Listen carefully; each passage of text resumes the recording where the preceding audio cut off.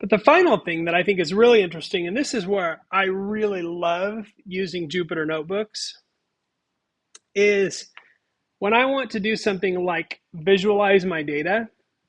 Okay, so I'm using Matplotlib right here, which is great, and Seaborn. But,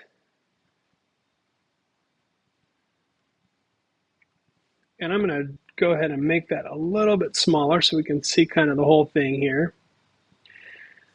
Actually, I'm just going to flip over to this because I have it here.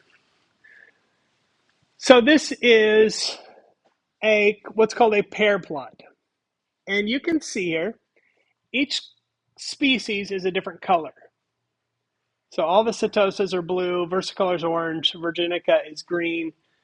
And I'm plotting these now by sepal length, sepal width, and petal width by the same thing. Sepal length, sepal width, petal width. And you can see when I have sepal length by sepal length, it just gives me a histogram. But you can see now, those flowers, they have some overlap. Like if I have a sepal length that is in this range, it's going to be hard for me to tell using just that one factor which flower it is, because all three of those flowers have something in that range.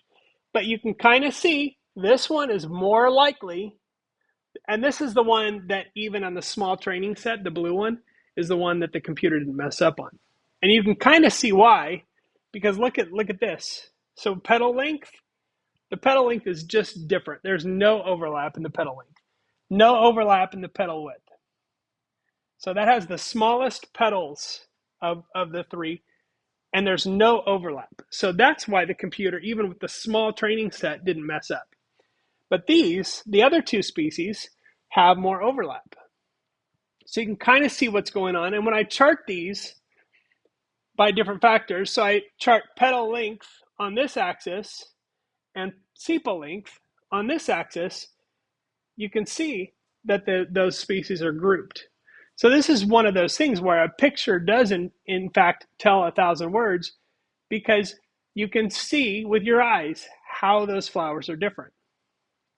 And there's 4 factors here in this pair plot, so we have 16 different squares. But that is how we use that data. And the really nice thing about this is that I can take this notebook now and I can save that notebook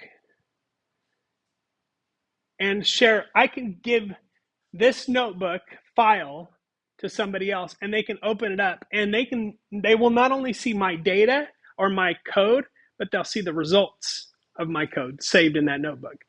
So I can, if I'm a researcher, I can share this with somebody really easily, which I can't do that if I'm running that code in PyCharm.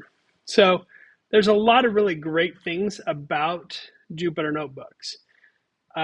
This is just the tip of the iceberg, but it allows you to play with data and kind of go through data, explore it, and see what's going on, which is why these notebooks are very useful in data science.